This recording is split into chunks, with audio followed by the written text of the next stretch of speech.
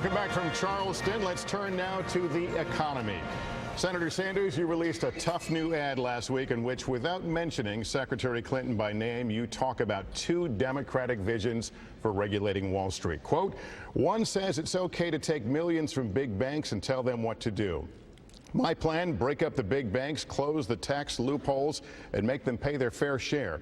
What do you see as the difference between what you would do about the banks and what Secretary Clinton would do? The first difference is I don't take money from big banks. I don't get personal speaking fees from Goldman Sachs. What I would do is understand that when you have 3 out of the 4 largest banks today bigger than they were when we bailed them out because they were too big to fail, when you have the 6 largest financial institutions having assets of 60% of the GDP of America, it is very clear to me what you have to do. You got to bring back a 21st century Glass-Steagall legislation, and you got to break up these huge financial institutions. They have too much economic power, and they have too much financial power over our entire economy. If Teddy Roosevelt were alive today, the old Republican trust buster, what he would say is, these guys are too powerful, break them up. I believe that's what the American people want to see. That's my view. Secretary Clinton, help the voter understand the daylight between the two of you here. Well, there's no daylight on the basic premise that there should be no bank too big to fail and no individual too powerful to jail. We agree on that. But where we disagree is the comments that Senator Sanders has made that don't just affect me, I can take that, but he's criticized President Obama for taking donations from Wall Street. And President Obama has led our country out of the Great Recession. Senator Sanders called him weak, disappointing. He even in 2011 publicly sought someone to run in a primary against President Obama. Now, I personally believe that President Obama's work to push through the Dodd-Frank bill and then to sign it was one of the most important regulatory schemes we've had since the 1930s. So I'm going to defend Dodd-Frank, and I'm going to defend President Obama for taking on Wall Street, taking on the financial industry, and getting results. Senator Sanders, your response. Set the record right. In 2006, when I ran for the Senate, Senator Barack Obama was kind enough to campaign for me. 2008, I did my best to see that he was elected, and in 2012, I worked as hard as I could to see that he was reelected. He and I are friends. We've worked together on many issues. We have some differences of opinion. But here is the issue. Secretary touched on it. Can you really reform Wall Street when they are spending millions and millions of dollars on campaign contributions, and when they are providing speaker fees to individuals? So it's easy to say, well, I'm going to do this and do that. But I have doubts when people receive huge amounts of money from Wall Street. I am very proud. I do not have a super PAC. I do not want Wall Street's money. I'll rely on the middle class and working families for my campaign contributions. I have a question for you. You know, I think since Senator Sanders followed up on this, response. Your profusion of comments about your feelings toward President Obama are a little strange given what you said about him in 2011. But look, I have a plan that most commentators have said is tougher, more effective, and more comprehensive. That's not true. It builds on the Dodd-Frank. Yes, it is. It builds on the Dodd-Frank regulatory scheme, but it goes much further. Because both the governor and the senator have focused only on the big banks. Lehman Brothers, AIG, the shadow banking sector were as big a problem in what caused the Great Recession.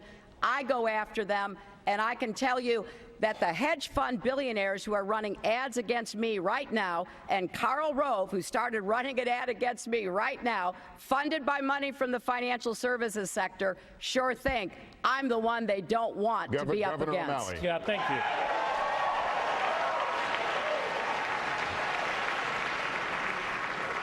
Yeah, Lester, what Secretary Clinton just said is actually not true.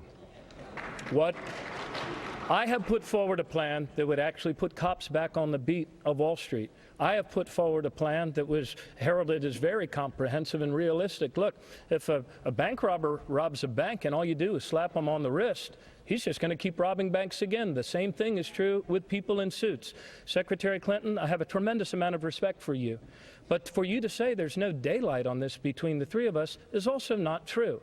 I support reinstituting a modern version of Glass-Steagall that would include going after the shadow banks, requiring capital requirements that would force them to no longer put us on the hook for these sorts of things. In prior debates, I've heard you even bring up, now you bring up President Obama here in South Carolina in defense of the fact of your cozy relationship with Wall Street. In an earlier debate, I heard you bring up even the 9/11 victims to defend it. The truth of the matter is, Secretary Clinton, you do not go as far as reining in Wall Street as I would. And the fact of the matter is the people of America deserve to have a president that's on their side, protecting the Main Street economy from excesses on Wall Street, and we're Secretary just as vulnerable Clinton, today. 30-second response. Yes, well, first of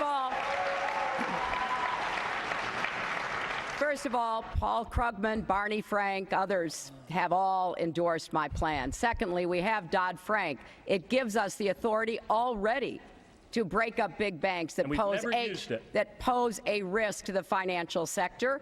I want to go further and add to that. And, you know, Governor, you have raised money on Wall Street. You raised a lot of money on Wall Street when you were the head of the Democratic Governors Association. Yeah, but I haven't gotten a penny this year, so somebody please go on to martinomaly.com. Go on to martinomaly.com. Send me your checks. They're not giving me zero. The point is that if we're going to be serious about this and not just try to score political points, we should know what's in Dodd-Frank. And what's in Dodd-Frank already gives the president the authority with his regulators to make those decisions. How corrupt this system is.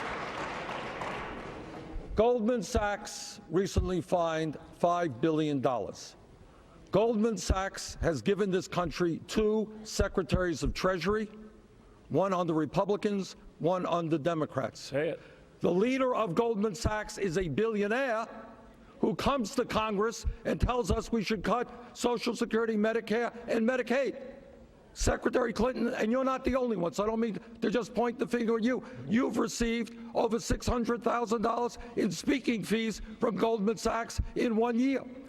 I find it very strange that a major financial institution that pays $5 billion in fines for breaking the law, not one of their executives is prosecuted, while kids who smoke marijuana get a jail sentence. That's time, Andrea. Well, the last point on this is, Senator Sanders, you're the only one on this stage that voted to deregulate the financial market in 2000, to take the cops off the street, to use Governor O'Malley's phrase, to make the SEC and the Commodities Futures Trading Commission no longer able to regulate swaps and derivatives, which were one of the main cause of the collapse in 2008. So there's plenty of problems that we all have to face together. And the final thing I would say, we're at least having a vigorous debate about reining in Wall Street. The Republicans want to give them more power and repeal Dodd-Frank. That's what we need to stop. Anyone who wants to check my record, anyone who wants to check my record in taking on Wall Street, in fighting against the deregulation of Wall Street, when Wall Street put billions of dollars in lobbying and campaign contributions to get the government off their backs. They got the government off their backs. Turns out that they were crooks and they destroyed our economy. I think it's time to put the government back on their backs. Senator Sanders. Senator Sanders, we've talked a lot about things you want to do. You want free education for everyone. You want the federal minimum wage raised to $15 an hour.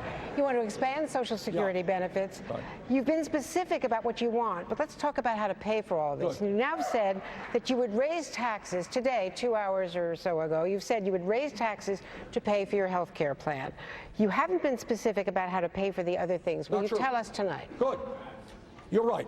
I want to rebuild our crumbling infrastructure, create 13 million jobs. We do that by doing away with the absurd loophole that now allows major profitable corporations to stash their money in the Cayman Islands and not in some years pay a nickel in taxes.